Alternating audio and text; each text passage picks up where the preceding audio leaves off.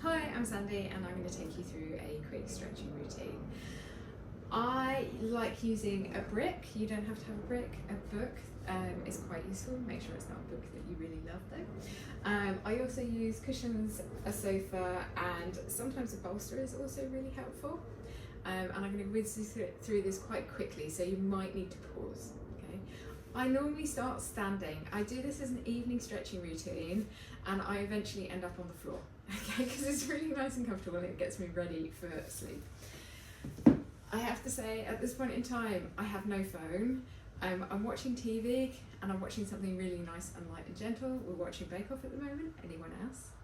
A little bit of love there. It normally lasts for about 40 minutes, 45 minutes when I'm doing the stretching routine, and I respect my body, so do not push. This is more for relaxation rather than necessarily muscle length, but I do find that it really helps calming me. The other thing I do is I make sure that the lights are turned down really low. We don't have any lights in the kitchen on, we just have this light and we can dim it. So I'm really getting into my parasympathetic nervous system. So here we go. First movement, calf stretch.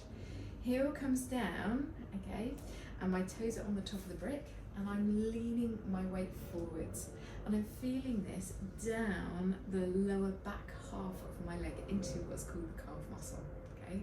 And there are two muscles that we're gonna go and stretch with the brick. So this is one of them, this is gastrocnemius.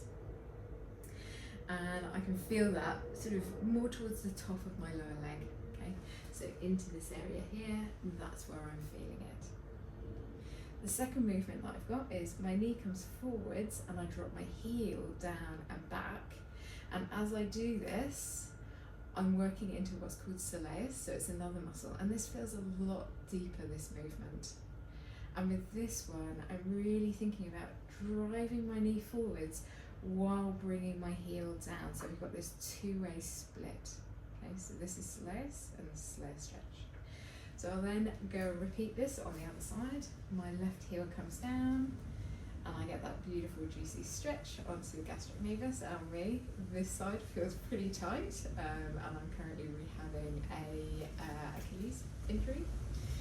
And then from here I'm going to bend my knee, bring my knee over my index toe, really sink forwards and downwards with my knee and then bringing my heel backwards.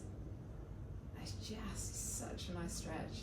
And I'll repeat these 2 or 3 times until they feel like they're a little bit looser. Okay, so that's the first bit. So the brick goes away and we come out with the cushion. And then we do what's called the couch stretch. So with the couch stretch, there are a couple of ways to go into this. Just make sure that you've got enough stability. The first way is, if you know that you have good balance, you can come onto one foot, step your foot up, bend your knee and come down. Okay, if you've got any kind of injury, this may not be the way that you want to go in. You might find instead that you come onto all fours. From here, you rock forwards, lift your foot and come upwards. Now, this can be very tight. Some people find that they cannot lift their upper body. This is enough of a stretch. Some people find that they are okay having their hands on their knees. And then some people can do quite a strong stretch backwards. Now, there are a couple of things that you can do to make this stretch stronger. One is you can gently bring your shoulders backwards, but be careful of your lower back. No compression through there. If it feels like it's compressing, it's not the right thing to do. The other thing you can do is bring your knee all the way back to the sofa and lift up. It does a very similar thing. We want your abdomen to be working here, so I'm not letting go of my abdomen. I'm not kind of sinking into this and letting my lower back compress. I'm being very active and being very tall.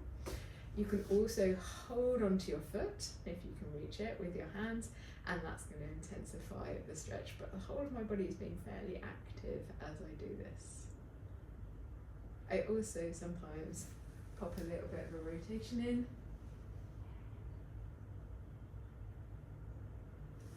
And the other thing that I do is I lift my hands overhead, bend my elbows, and I'm lifting backwards and opening out my rib cage, okay?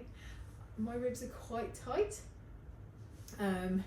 and I like to have that openness where I can really think about creating space with every single breath.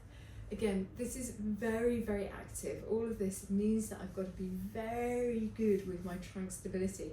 If you don't have trunk stability, I'd recommend you just rest into this. Okay, so let's do the other side. Knee comes down, arm back up again. Same stretch. Make sure that you do everything, both sides. So here, my knee is down on the ground. I'm lifting up. I can, if I want to, bring my knee forwards and lean back slightly if that's more comfortable for me. And the cushion there is just to protect the knee. Okay, there are lots of little bursa around the knee, and they're like little pillows to make sure that everything's moving very nicely. And if you're continuously pushing onto those, they can get irritated. Okay. And then do that nice little stretch where it rotates. And then maybe hands come overhead, open out the other side. Oh, that feels so good. So feel that all the way from my chest bone down through my right hip into my right knee. Okay. So those are for the front of your thigh. I then come onto the back of the thigh. Now, there are a couple of ways of doing this. My hips are coming backwards towards the sofa. You can also sit on the sofa if this is not comfortable for you. I'm letting my body come down towards my left leg. Okay, so really am getting that beautiful, juicy stretch behind the back of my thigh. And it's a fold. And I'm lifting with the front of my thigh up towards my hip, and then I'm letting my knee come into like 99% straight. I'm not really locking it. You never really want to lock the joint. I can't really lock the joint on this side, I have to say. You can push this a little bit more, and I might shoot a little bit off the screen, and you can come into almost a split position, but this is quite advanced. So, and make sure that you're supported. So I can get my hands down onto the ground. You might find that you need a couple of breaks either side, and you're not coming quite so deep, so be very careful with that one. I then switch to the other side. You may have to stand up and do this, and I do exactly the same thing. I come down towards my thigh, very gentle, being quite sort of easy with my body. This is not a stretching routine where I'm like, I'm going to push it as much as I possibly can. In fact, when I found people are pushing it, they normally end up with an injury, so please don't. Okay, and then we come out. I have a better range of movement on the right side than the left, but you can see that my left foot, it wants to rotate in, so my hips want to rotate. I then come back and I come into a seated position. You can have a cushion, you don't have to. I just find that it helps because my seat bones then don't impact the ground, and I don't want to be endlessly folding my yoga mat up. So especially when I'm like, I just want to go to bed after this. I like to do a forward fold. Now with forward folds, you can either have your hands on the back of your thighs, back of your calves, or onto your feet. I have very, very short legs here, so just bear that in mind. And I like to round out through my spine. I'm being very restful and heavy. I'm not pulling at this point in time. If you find that this is aggravating anything, and it can aggravate the sciatic nerve, you're going to put a bend in your knee and you literally fold forward. If you're okay with straight legs, or if you can't reach your feet, you can put a band or a strap around your feet. But I actually quite like just folding my arms underneath my knees and rounding through. Okay, so from here, I then move into a position where I'm on my back, and this is where the pillow is also very useful. So I've got quite a bony spine, which is uncomfortable on very hard surfaces. So with this, you need to respect your body. I get people normally to just bring their knees from one side to the other. If you have any kind of disc injury, please do not do the next movement, okay? It's not something that I think your body would like. Now, from here, I'm crossing my left leg over my right. I shift my hips to the side and let my knees fall over to my right side. Now, I know that my spine is always going to click in this position. It does it most times, and it's going to release some chemicals into my spine that's going to loosen me up. That's my body, and I know how it works. Do not worry if your body doesn't do this or if this feels tight. You can bring cushions underneath your knees to support you. Okay, so you can bring cushions underneath there. And normally that's enough for me to then go onto the other side and do exactly the same thing. Interestingly, normally doesn't click on this side. Okay, it's normally the other side that always clicks. So I normally hold this one a little bit longer. I also like to have my hands underneath my head and open out my chest at the same time. And you can be active with this one now. So I'm thinking about drawing my right knee down and my right shoulder back. So I get a lovely twist into the side of my body. From here, I normally come back onto my back, and you can cross one ankle over the other knee, draw your leg in towards you, and I hold onto my thigh. Okay, so I get a nice little stretch, and I'm feeling the stretch all the way through here. If I want to go further, I lift up a little bit, hold onto my shin, and then fall backwards. You can also put your foot onto something and do the same thing. It's up to you. Okay, there are lots of different variations of that. And then I can come onto the other side, lift in, and I get another really nice stretch into sort of the back of my left thigh and buttock area.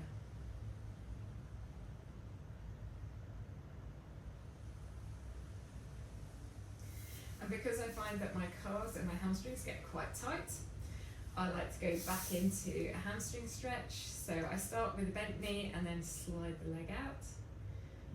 And I normally hang out here for quite some time because it feels really, really good. And I can feel that stretching all the way up the back of my leg. And then I bend my knees, I switch to the other side, same thing. Start with a bent leg and then straighten. You can go a lot slower than this. I am whizzing through.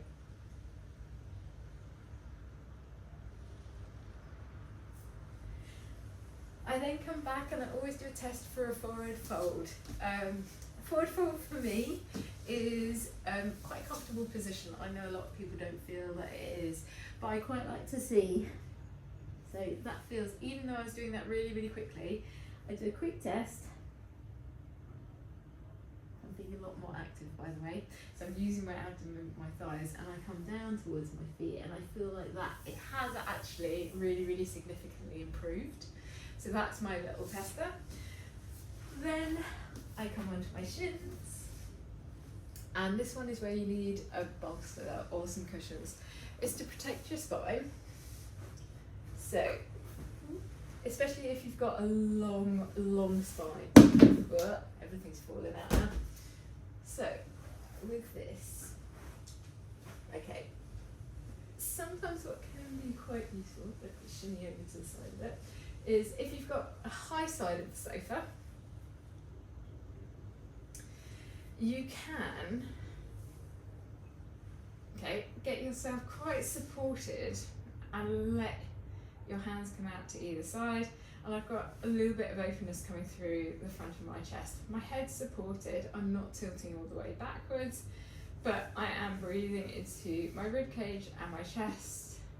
And I'm doing the anti every day. I'm turning my palms to face upwards and letting everything be very, very restful here. Okay. For me, this doesn't feel like it's enough. So I actually don't use a bolster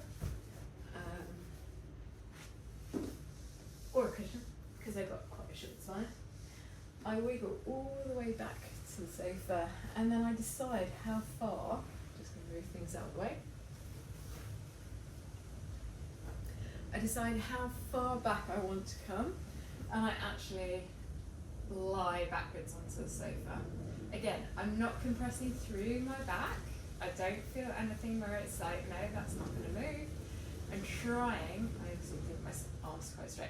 I'm trying to straighten my arms out and get a lovely stretch over my abdomen and my rib cage. And for me, this feels great. If I'm watching TV, I often bring my arms and my hands into a cross position and I do a chin tuck, okay, and I hold,